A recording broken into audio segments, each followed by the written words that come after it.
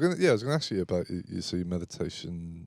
Sorry, is it mindfulness courses you're doing? Yeah, mindfulness. Yeah. Mindfulness. So do you want to just tell us a little bit more about what sort of people you're working with, and what kind of mindfulness stuff it is you're doing?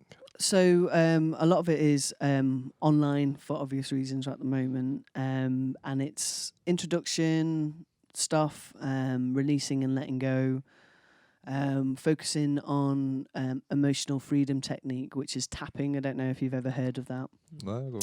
So it's called EFT, and the idea is that it's similar to acupuncture, but without needles. So you tap on meridian lines. And you know, have you ever noticed people doing that or doing this? Or What's a meridian line? So you've got acupuncture points, and if you imagine that your body is like a computer, and it has circuits, and we hold information in those lines or those electrical currents working through us. And sometimes, you know, I've been explaining EFT as a bit like an antivirus to the virus that maybe has stayed in. So like when you're younger, because we're in a state of Veda between the 0 and 7, which is where the phrase children absorb things like a sponge, but they also absorb negative things as well. So they don't recognize the difference between the two. So if you've got a parent who's like trying to be a coach and go, you could do better, you're rubbish at this. Well, if you're between 0 and 7, you're just going to take on, I'm rubbish, I'm not good enough. And then that stays in your energy system because you don't know how to deal with it at that age. And then it's only later on in life, maybe when you go for a job interview and then you have this inner dialogue or the ego saying, I'm not worthy, I'm not good enough, I probably won't do it, it's not good enough for me, or I won't fit in. So it has huge impact. And people with PTSD as well, or any trauma that stayed there, because sometimes you can't deal with it because you don't know how to. A lot of us ignore it. We just haven't got that emotional intelligence, or we weren't taught that. We do have it. We definitely have it within our system. So EFT taps on those points and it releases it and lets it go. And because of the acupuncture, and you own it by using psychological set phrases. So like if it's addiction, even though I have this addiction for this chocolate cake in front of me and I'm gagging for it. So you're tapping, so you're owning it whilst you're tapping. So you're telling your body, I accept myself and I surrender to it and I love myself unconditionally. And then you reinforce it. So it's like you're reprogramming it. So I'm confident, and it reduces that need or that desire to want the addiction or to have the panic or to have the anxiety. Because we have this part in our brain called the amygdala gland, which is a reptilian part.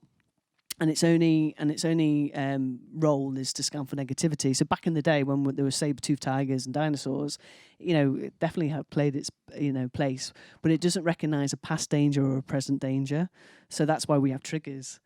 And if things have been not dealt with in our subconscious, so say for example your sibling might have flicked your ear while you're younger, and then you exploded with this overwhelming emotion of yeah, and then 10 or 15 years later you have this magical moment with your partner, and then they flick your ear because they're being cute and charming, and then suddenly because your body remembers how you reacted all that time ago, so your default emotional system is going, this is how we react to this. So you're felt with this overwhelming reaction, and that wasn't the case. Whereas it's about learning and being aware of it. It's interesting that I really want to punch people's faces when I get flicked behind the ear. Is that where's that come from? Yeah, and then when you realise it's almost not up to you, it was bound to happen. Especially something like anger or like road rage is a good one for that, isn't it? Where people react a certain way, and it's probably like a learned thing, but they don't even see it coming. It's like before they know, it's like and they probably watch their parents swear and shout, and it comes from that massive learned behaviour.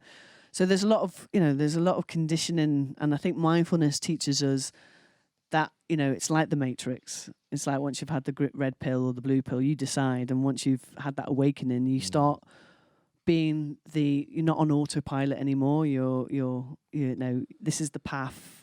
You don't have to necessarily know which way it is, because if you're aligned to it, then and you're focusing on it, then you'll get there eventually. And even if you're not focused on it, you'll still get there eventually, but it'll be longer if the vision's still there. So going back to EFT, so you just tap on those areas, and it's really good, for people with pain. I don't use any sort of pharmaceutical drugs for pain relief at all. I just tap. And I've seen people walk out who have had bad back problems for years on 5 minutes of tapping. And it's like, and it amazes me. It's still like, do you know what I mean? Yeah. So, you might have been seeing like someone with healing hands, but we can all do it. You just need to teach someone to do it. But you can build up confidence as well.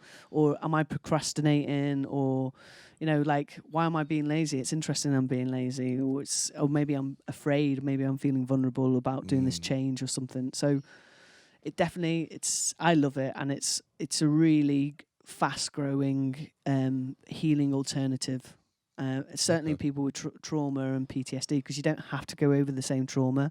Imagine going over to a therapist and telling the same trauma. And because you're thinking about it, we're the only species that by thinking about it, we can create a fake trauma that's happening in our body, but making it feel as if we were actually there. And that's why it doesn't recognize the past or present. So by tapping, calms the blood flow and the oxygen to that part, so you can regain control.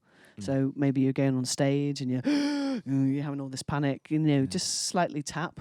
And if you can't remember anything, just this one here, this is great for stress and anxiety, the karate chop. So you wouldn't even know that you were doing it underneath there. And obviously a few different types of breathing techniques, but just to kind of calm you down and do it for a couple of minutes, check in yourself, have I calmed down? What level am I? Do it a little bit longer. But you will stop because you have the power. And if the momentum's got too much, then you kind of ride the storm a little bit, but it will end. Yeah, you just kind of calm down. But if you recognise it beforehand, then you're more well equipped and you're more aware. Exactly, and then you build confidence because you see it coming and like be sneaky. You see it coming, but you now you have a bit of a tool, so it's not this like insurmountable problem in your life. It's just like, here's that thing that was bound to happen at some point. It was bound to come back. There it is. Yeah, definitely. Yeah. And you'll notice that you keep on making the same mistakes again until you learn from them. Yeah, of course. And then you move on. Thought. Yeah. Thank you for listening. Be sure to subscribe to the podcast to catch up on new episodes every week. Also, check us out on our Facebook and Instagram at RecRooms, where you can find out about our other exciting music series. We also have this and all our other episodes of the podcast up on our RecRooms YouTube channel for your viewing pleasure. See you next time.